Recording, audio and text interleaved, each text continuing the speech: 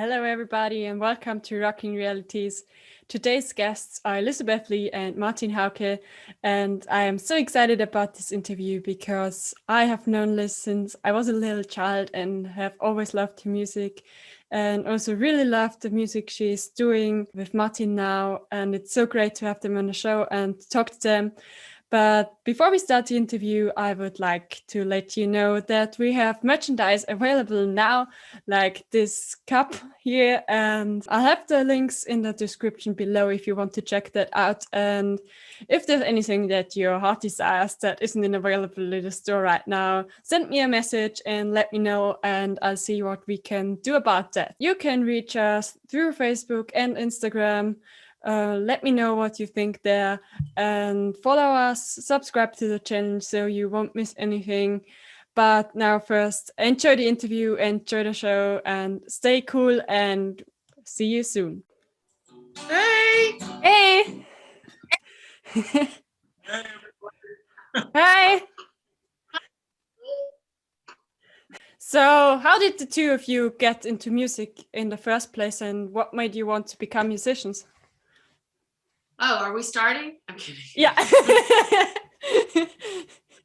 Well, how we got together in the first place, he can tell that story in German, which is funny. We can do both. But I've been singing since I was a little girl. I've been playing music since I was 10 years old or younger in church choirs where I started out. And my mom was a musician. She had a trio and always music in the house. My grandfather played guitar and sang in Spanish, fluent Spanish, which was really nice. And growing up the youngest of 4 kids, always having music around and growing up with the 70s classic rock and roll, which is the best music ever, I have to say. So yeah, I mean, that's all I've ever done, ever. And you, Martin? Yeah, I started playing guitar with 10 years, my age of 10. Also, soll ich in Deutsch? Wollen wir in Deutsch reden? Oder wir können auch in... What a bike.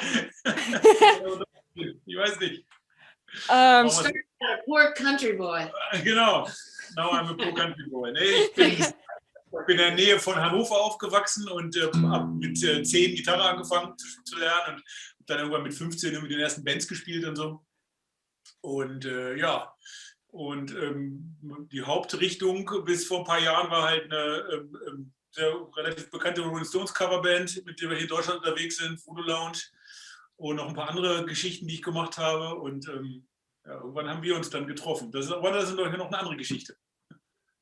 The story about how you and I met. Yeah. So I'll start it and then you can pick it up. Okay, fine. She did before. Yeah. Yes, she did. She asked me how we met each other. Yeah, I do want to know how you met each other. You didn't hear her. I have a director over here behind the screen that says you didn't ask us that, but you did ask how we met each other, didn't you? Yeah, but I definitely want to know. So please tell the story. So the story is, we were, okay, I lost my train of thought. We were, I was supposed to do a concert in May, Father's Day, right? Himmelfahrt Day. Mm-hmm. And I didn't have a guitar player. Nobody that I played with Cosmic Mojo was available to do it. And so I asked a few different people and it wasn't working out. And then Ralph suggested that I call Emo from Voodoo Lounge, correct? Yes. And so Emo is the bass player, and he was like, well, dang, I don't play guitar, but he didn't say that on the phone at the time. And then he called Martin. He's like, hey, Elizabeth Lee called me. And so then you go ahead and tell. Genau, und dann irgendwann klingelte das Telefon und dann rief eben Immo an, der Bassist von unserer Band, Voodoo Lounge. Ja, kennst du eine Elizabeth Lee? Ich sage, ich habe die mal gehört, beziehungsweise ich habe die Band mal gesehen, Cosmic Mojo, ein paar Jahre davor. Wir reden jetzt von 2015, als der Anruf kam. Ruf die doch mal an, die brauchen irgendwie Gitarristen. Und dann habe ich Elisabeth angerufen und dann hieß es, ja, in 2 Wochen oder 3 Wochen brauche ich einen Gitarristen für einen Auftritt mit über 1,5, 2 Stunden, 25 Songs. Dann habe ich eine kleine Sekunde überlegt, weil es viel Arbeit ist, und dann habe ich irgendwie ja gesagt. Und ich gesagt, okay, alles klar, das mache ich. Ein Akustik-Gig, aber zwar eine Band, ne? Also nur so zu zweit. Ja. Ja, habe ich mir die Lieder drauf geschafft. Die meisten von Elisabeth halt selber geschriebene. Und ja, dann haben wir den Auftritt gemacht. Das war der erste Auftritt im Mai 2015 und wir haben uns dann nicht aus den Augen verloren. Wir haben immer wieder Musik zusammen gemacht und es wurde dann immer mehr im Laufe der Zeit. Yeah, we just keep... Also ein ungeplantes Ding sozusagen. Unverhofft kommt oft am besten. Ist ja immer so, ne? Yeah. By the way, Liz, I'm actually wearing my Cosmic Mojo shirt right now, but you can't see. You can't see. And I have Red Dog behind me. Yes, you do. I can't see. I have a light shining really brightly in my eyes. Yeah, it's behind my head, but Okay. he's there.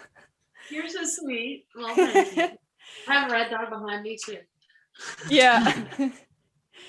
So, Martin, because you play in a Rolling Stones cover band, and my best friend's all-time favorite band is the Stones, I have to ask you who your favorite Rolling Stone is.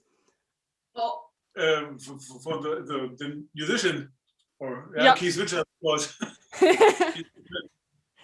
Ja, jetzt, ich habe sehr viel von Keith Richards gelernt, also musikalisch. Nicht unbedingt die Lebenswandel natürlich, aber musikalisch ist das schon so auch ein Pfad, den ich durchaus folge. Ja, ja. So who's your favorite Rolling Stone, Lily? Ronnie. Mine's always been Ronnie. Ronnie? Yeah. Do you like the Barbarians? Huh? You know the New Barbarians? Oh, yes, I know them. That was the first concert I ever went to. You see the New Barbarians? I saw. This is amazing. The New Barbarians. Oh, Keith and Ronnie. And Stanley Clark. Ja, Keith und Ronnie playing a drug concert. Das war das Konzert oder die Tour, wo die musste Keith spielen, damit er nicht ins Gefängnis kommt. I have a T-shirt. I have a T-shirt. It was great. Ja. Aber du hast recht, Ronnie ist wahrscheinlich der, mit dem man am ehesten mal in der Kneipe treffen würde, also privat. Ja. Das ist, glaube ich, der netteste so im 1:1, würde ich behaupten. Ja, ich hab Ronnie schon immer gemocht und ich mag auch die Faces echt gern. Deswegen mag ich auch Ronnie so gern. So, okay, so everybody has their favorite Rolling Stone, so I'm not going to say mine, but I want to know who your favorite Beatle is, but I know already. I know. Well, I love all of the Beatles, even though Paul's probably up there most. Yeah, but there's people always say like, okay, are you a Paul or are you a John? Personally, okay, I love them all, but I really love George. Me either. You also? Yeah. So you're a George guy? Yeah. John Lennon, of course. When it's come to Paul, a question Paul or John Lennon, then I'm John Lennon. Yeah. John Lennon guy. Yeah, it's hard. Yeah, I love all of them, but Paul gave me my name. He gave me my nickname, so because everybody calls me McCartney because I love the Beatles so much. And I play his bass, so... Exactly. Everybody always thinks Paul's my favorite, but I'm not sure if I can really say I love one more than the other. But I do love Paul. Why are you laughing? No, nothing. Ringo is cool. Ringo was my favorite when I was a child. It was a good drummer. It's a cool drummer. I loved Ringo when I was a child. I always thought he was so cute and just so funny. I feel sorry for him because he always must sing the songs that John or Paul don't want to sing. Like the song Octopus. Yeah. Here we have a great song, Octopus is Gone. Maybe you sing it. I love that song. Yeah, it's a great song. But Ringo wrote that one. Ringo wrote Octopus is Gone. Yeah, okay. Yeah. Okay. So, who are your other musical influences except for the Stones and the Beatles? For mine? Yeah, both of yours. The list goes on and on and on, but Aretha Franklin, Bonnie Raitt, Janis Joplin, Aerosmith, Moody Blues, Deep Purple, Martha Hoople, Rolling Stones, of course, Beatles, of course, Led Zeppelin, of course, Dave Mason, Leon Russell, I have a ton. a ton. Duke Ellington, Buddy Guy, That Williams. It's a long list. Yeah. Goes on and on. Meine erste musikalische Liebe sozusagen war, das ist jetzt wirklich auch kein Witz, waren die Beatles, und mein Cousin hat mir eine Kassette gegeben mit dem, also zwei, das war das Kassettenalter mit dem roten und dem blauen Album von den Beatles, und die habe ich so lange gehört, bis die Kassetten nicht mehr hörbar waren, bis diese Spule sozusagen kaputt war. Also ich kenne dieses rote und blaue Album rauf und runter auswendig, alle Texte, also die Beatles. Und dann über die Stones bin ich zum Blues gekommen und habe ganz weit im Blues gegraben, bis hin zu Robert Johnson, Howlin' Wolf, Muddy Waters. Das ist eine sehr große Linie von mir. Und jetzt höre ich sehr viel Country, also so Alternative Country, von Johnny Cash bis hin zu Sachen wie Wilco, Ryan Adams, Lucinda Williams, Steve Earle, solche Sachen, die höre ich jetzt ziemlich viel. So, and did Nelson, I love Lucas Nelson. I love Willie Nelson. Lucas is great. Yeah. There's so many. I mean, we're influenced by everybody. I'm influenced by the Spoon Band. Oh. Even though we play cover songs, so. But it all works out together anyway, right? Yeah.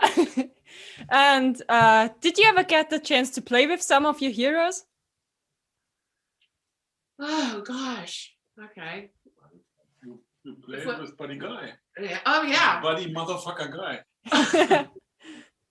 Are you allowed to cuss on here? She understands it. It's from the movie Shine a Light, where Jagger introduced Buddy Guy and he said, Buddy motherfucker. He is Buddy motherfucker Guy, and he just smiled. Yeah, Buddy Guy, got to do that. Did a concert with Fabulous Thunderbirds, Patti Smith, and Steve Vai. That was pretty cool. Papa Chubby, I love him. I mean, he's a crazy blues guy, but I mean, just been doing, it's hard to remember. We've played so many festivals and so many concerts and so many stages in festivals with other bands like that, but you know, to be on stage standing next to Bonnie Raitt, no, I've never been able to do that, but I'm not saying that I'm not gonna do it at some point. I mean, we're planning on 2022, but now it's 23 because we lost 2020, so that year doesn't count.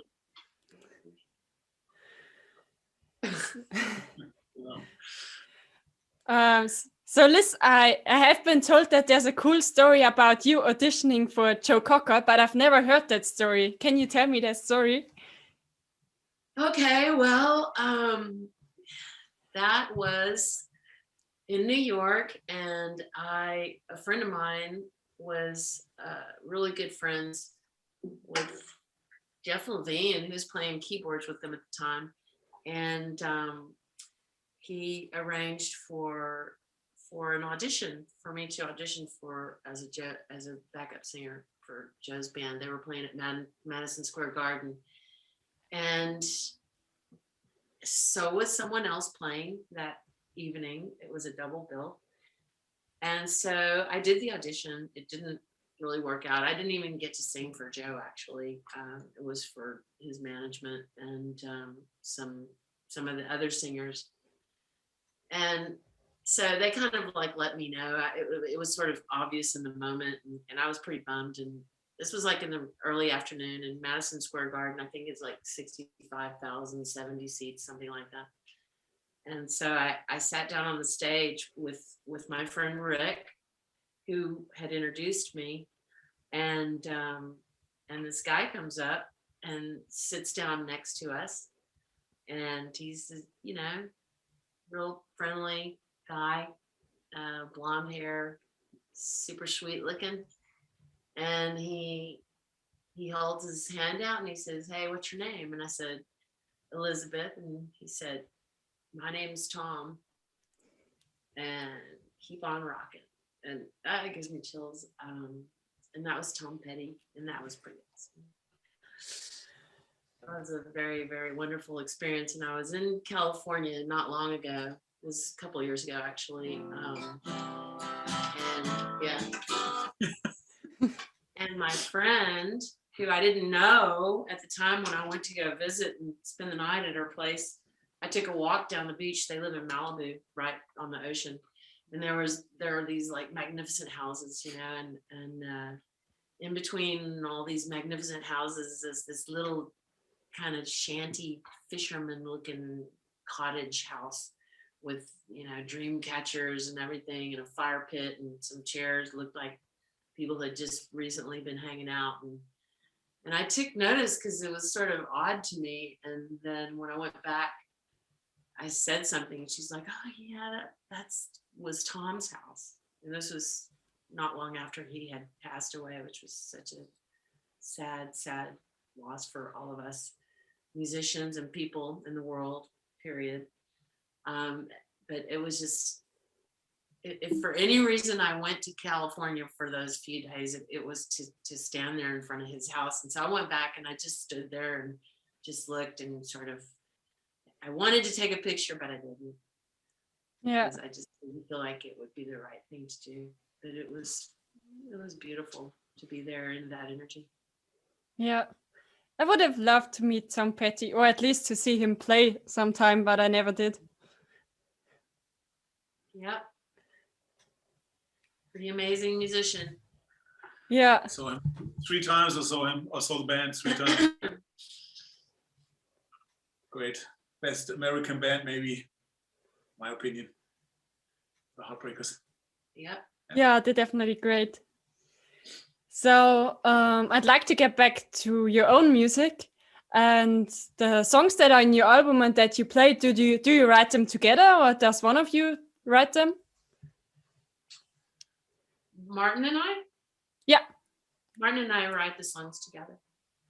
He comes up with oftentimes, like I write with Luca Galena and Cosmic Mojo, also with Larry Chaney. Those are the 3 main people that I write with, and Dave Santos also. That was a while ago. Comes up with a riff or some kind of, you know, guitar kind of thing laid down, and then I usually come up with melodies and lyrics. And sometimes it happens in other ways, but that's usually the process. Sometimes I'll come up with an idea for a guitar riff and kind of move through it that way. And because, you know, there's some chords that I don't really know how to play, but I can hear them in my head, and I'm like, okay, come on, no, it's not that, no, not that. And then Larry, for instance, I've worked with him for such a long time, and he can read my mind and read my process and, you know, melodic thought, and so that works really well. Because you hear something, you know what it should be, but it's not. And then when the person comes to the chord, you're like, yes, that one, that, yes. So, but I'm learning more and more chords. Yes. Now I can play a G and a D and plenty others. That's enough for the country song. Good for any kind of song. I know a friend of mine, when he's writing song, I think he's always using the same 3 chords. He's just using a capo and he wants a different key. Oh, well, that works too. Yeah. Chords. Capo is fantastic. Yeah, the capo was a great invention. I'd like to meet Mr. Capo. Beim ersten Gitarrenbuch, was ich hatte, Gitarrenlehrbuch war von Peter Bursch. Kennt wahrscheinlich jeder in Deutschland zumindest. Und da stand hinten drin eine Tabelle, eine Umsetzungstabelle der Akkorde für den Capodaster auf jeweils dem Bund, wo man ihn macht. Und da stand drunter, das weiß ich noch ganz genau, hier für euch die Capodaster-Umsetzungstabelle, da selbst Keith Richards Capodaster benutzt. Deswegen habe ich gedacht, okay, wenn Keith Richards Capodaster benutzt, dann kann ich das auch. Oder darf ich das auch? Als ich das erste Mal Gitarre gespielt habe, ich wusste total lange gar nicht, dass es einen Capodaster überhaupt gibt. Aber jetzt weiß ich es echt. Ich benutze ihn ziemlich häufig, ja. Also ich mache das auch, ja. This is fun doing an interview in German and English. Let's speak Yeah. Italian. I can't speak Italian. I can say buongiorno, and I think that's it. I didn't want enough spaghetti western to be good. You can tell a story in Italian if you want to for the Italian watchers, but I won't understand it. Potrebbe essere. Devo pensare. Una storia giusto bello con Luca Gallina, starring Luca Gallina, Mattia. Don't forget to use your hands. Matteo Mantovani, Beppe Facchetti, Federica Zanotte, Luca Manenti, Beppe Mondini. Chi erano gli altri? And all kinds of spaghetti and bolognese. I'm only understanding the names. Your mom and dad know all of them. Yeah. They say hi too, by the way. I forgot to mention that earlier. They always say hi. Bernd was coming to see Cosmic Mojo when Federica and Luca Manenti were playing with us. And then we changed the lineup to Mattia and Matteo, as bands often do. People go on, do different things. Yeah. It's all good. We're all great friends. Every time we go to Italy, we all hang out together and have very crazy dinner parties that last until 4 a.m, and we eat again and again and again. Yeah. But I think I've met them when you played in Persing at the open air. Met Federica and Luca. Manenti wasn't there, but maybe he came the next year. Oh, perhaps, yeah. Yeah. Yeah. I think so. We did it a couple 3 times actually, didn't we? Yeah. Yeah. So, and when you're writing your songs, what inspires you when you go writing a song? Everything, and life experience, people, situations. It's always different. It's always different, but it's a lot of my songs are the lyrics are mostly about people, but not necessarily people that I know, like stories about fictitious characters. You started more writing songs starting with lyrics, aren't you? I mean, because when I just fooling around with the guitar, sitting there at night mostly, and then started whatever. Yeah, I suppose so. Yeah, that reminds me. Then gives me sometimes to nowhere, and sometimes give me a road, and that's okay. That's not so bad. And then I send it to Elizabeth or whatever, or just recorded it for me and don't forget it. Also ich fange mehr über die Akkorde an, aber ich glaube, Elisabeth fängt auch viel über Lyrik an. Also both ways. Huh? Yeah, but when I first started writing songs, which was a good while ago, in the early 90s probably, or like really writing songs and working with a band, I did start more with lyrics and then chords, but yeah, really simple songs. But that just reminds me, I said I mostly write about people, but I wrote a song when I was in Mexico about 2 dogs that were hanging around the house. Not so bad. I mean, so it's not only about people. and on the record, Road to Riley's our last record that we did, which we have a new record that's going to be coming out soon. But Road to Riley's, there's a song called "And the Rain Came," which was actually about Hurricane Harvey, which hit Houston and all the flooding from that. Yeah. In 2000, that was 19? 17? No, 17? 18? Something like that. 17, more 17. It was when we had our party, and it was 2 years. Yeah. Anyway. Yeah. Harvey was really bad. I'm terrible with chronology. Terrible. I'm like the Bible. So it's pre-Angel, before Angel, and after Angel. Angel being my son is 22. So my life is, the whole timeline is like what happened before Angel and what happened after Angel. Okay. And they're both equally as crazy, but So when we tell stories, we're like that as well. We never really say years because we can't remember the year. Yeah. We're more like, Yeah. oh, that was around the time we started the band, or that was around the time I graduated. Or something. Like we don't remember the year, but we know what else was happening around the time. So I'm not the only one that can't remember years. Don't ask me what year I was born because I can't remember. So are you guys writing songs now that you can't play live? Are you working on new stuff right now? Yes. Yeah, we have some stuff working on.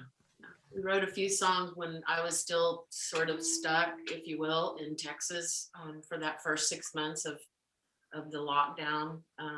I got here at the end of August, and we wrote a few songs while I was there, back and forth. Yeah, one we finished a couple of weeks ago. It's called Ballad of Billy May. Yeah, We have a video out in our video channel. This is the newest song that is finished. We recorded.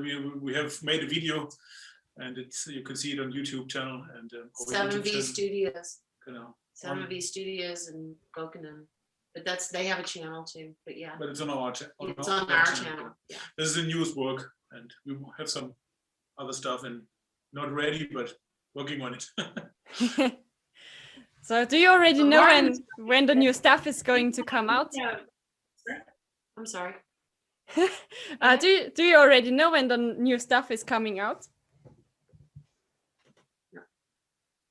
This year, but we don't have a exactly time now, but I think this year. We just finished recording and now we're in the mixing stages, and we're not in a big hurry about it because we don't need to be.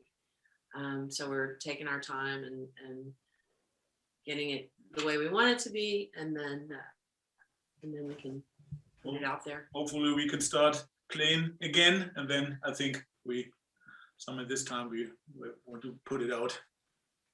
But we've gotten together since I came back to Germany. So when I first got back to Germany was still open for about a month, and then it closed down totally, and then they locked down really, really strong, as you know. Yeah. But Martin was coming over here every week anyway, and we got together every week, and just him. So we were within the legal requirements of COVID, just making sure that I say that. And one family, one person. One family, one person.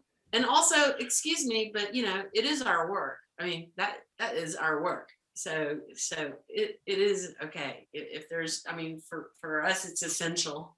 So if you want to get into a category of what is and isn't okay, absolutely. But my point was more that it just was really great for me, because there were some times that I was just like, oh man, this is just really too much. And we got together every week and we played not only our songs, but other people's songs too, and songs that we love, and just to play. And we did it every week. And that was a really wonderful experience for me personally, to have a partner, to share that with, but also a friend, which it meant a lot. Ja, das ist das Gute, wenn man ein Duo hat oder wenn man auch alleine spielt. Man kann in der Covid-Zeit sozusagen, wenn worst comes to worst sozusagen, kann man zu Hause alleine spielen. Singen und Gitarre spielen oder Klavier spielen oder was auch immer. Und im Duo geht das auch ziemlich gut, weil mit einer Band konnte man ja monatelang jetzt nicht proben. Weder spielen noch proben, aber im Duo ging das halt. Das war ziemlich cool. Plus, he likes the cooking over here. We have a really good, we make really good Essen. So after rehearsal, Essen is always really good, and Martin loves it. And he loves Ike. Ike the dog. How's Ike doing? He's great. He's Lily, he's right here like he always is. I the camera so you can see, but he's sleeping or whatever. He's lying on the floor right at our feet, waiting for us to start the concert. He's like, langweilig. He likes to hear music, so he's a music dog. Every time we start to play, he's coming. Laying down. when we stop playing, he either goes to sleep or he leaves the room. And then when we start playing again, he runs in here like, oh, intermission's over.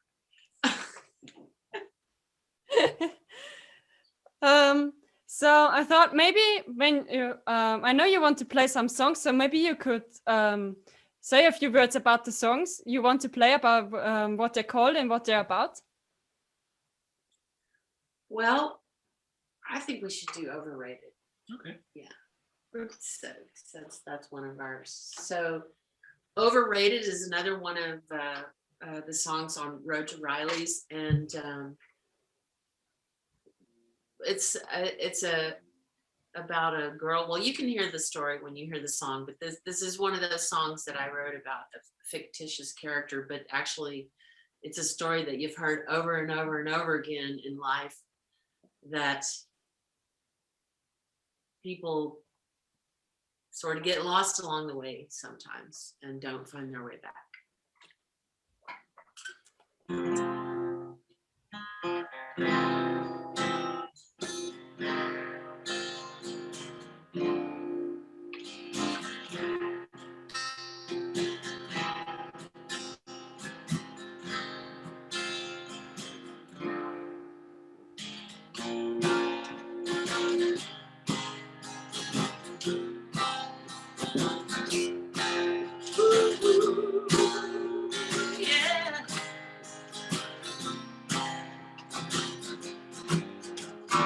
Redhead girl from a redneck town, drove a little red scooter and she drove it all around.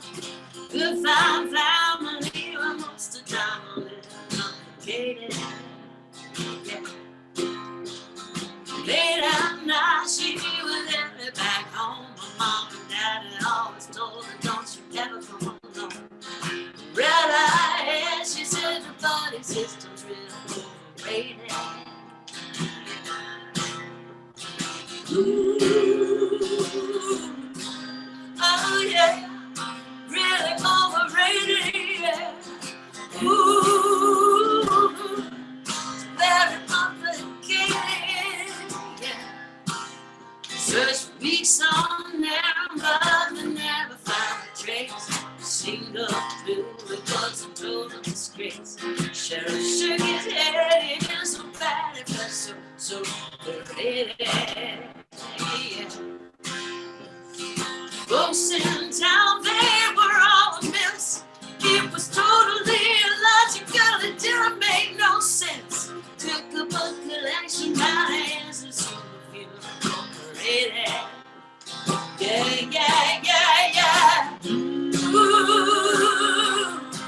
oh yeah, the future overrated, yeah. Ooh, so underestimated. Yeah, yeah, yeah. This song's called Overrated, by the way.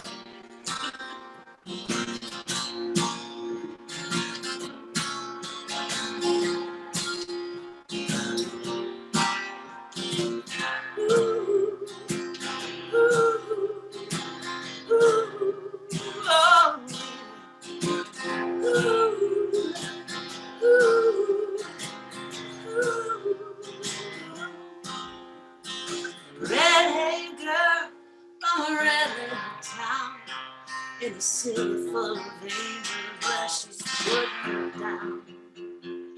What could she expect when you're the best? Sometimes you gotta grin and take it. Yeah, yeah, yeah, yeah. Ooh, oh yeah, you gotta grin and take it. Yeah. Ooh, very complicated. Ooh, oh yeah, the future overrated. Yeah. Ooh, so very overrated.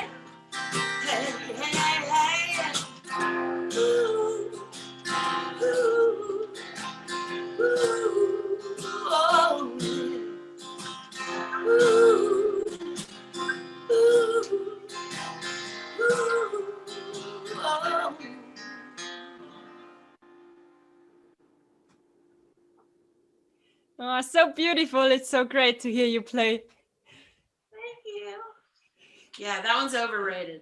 Overrated number 13. Yes, I think. So this one will do What do we do? swing. Oh,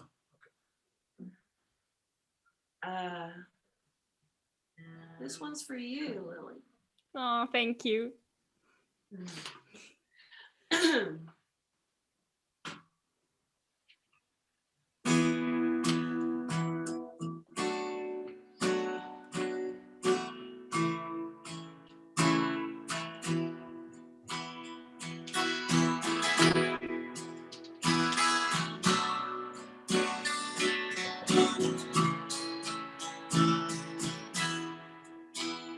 Where she was standing by the highway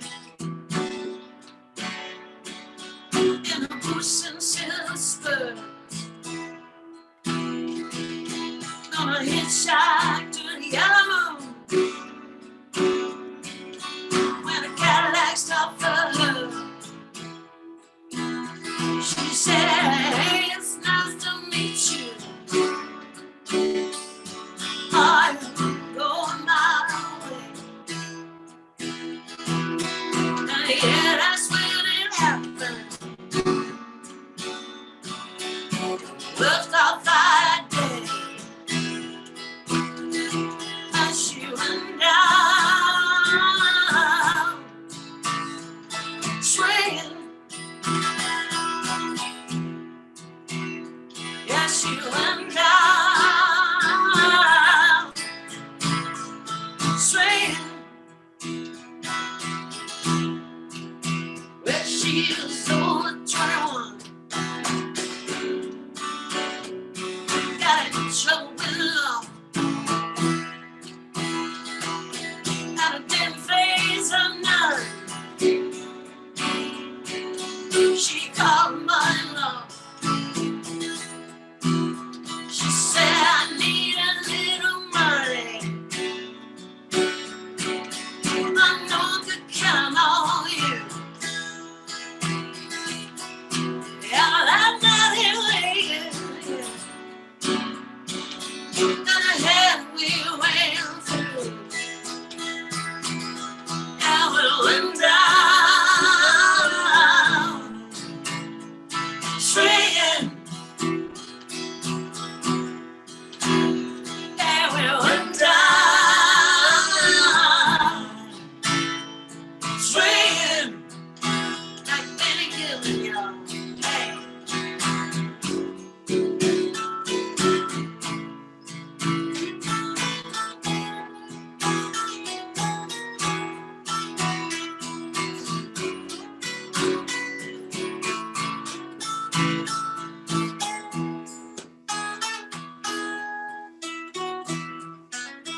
Moonlight on the interstate, across the Georgia line. Looked out the window feeling great. Yeah, I had to come inside. She said, "I'm never going back." She said, "Last time free. I wish my mother'd save me now. She'd be so proud of me, yeah, yeah." Now she went down,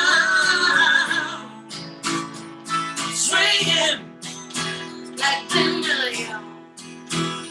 Now she went down, swinging like Tommy Dorsey. And she went down swinging like Sammy Davis Jr. She went down, swinging like Sonny Liston.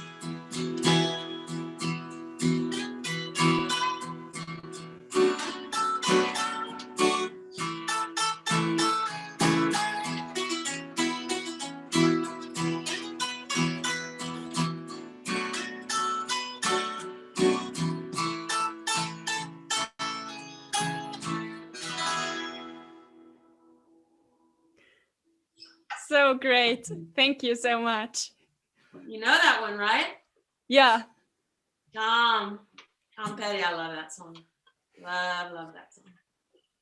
You're welcome. Thank you so very much. And thank you so much for taking the time and talking to me. I don't want to keep you too long because I know you have a live stream coming up that I will watch, of course. But we'll have to do a part 2 anyway when Vince is here and he's not working. I would love to do that. I'm sorry that I didn't get to see Vincent. But Yeah. give him a big hi, Vincent. You're going to be watching this, so hello.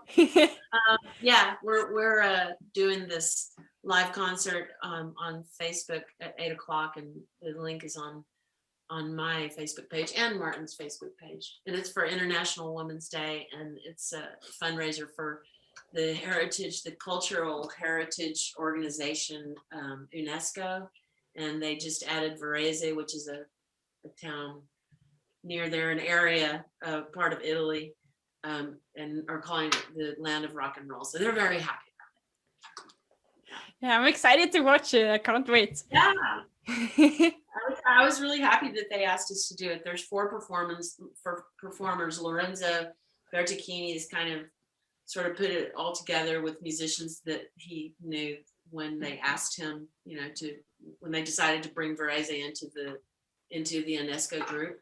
And so he's playing now. So we'll catch the last of him, and then there's 3 other artists, and we are at 8:00 from 8 to 9.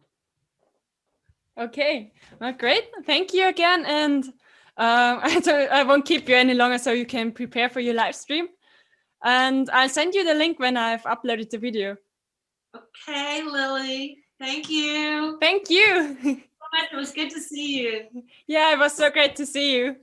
So we didn't really give away any hints about our new record. So when that is ready and coming out, we'll do something again with you.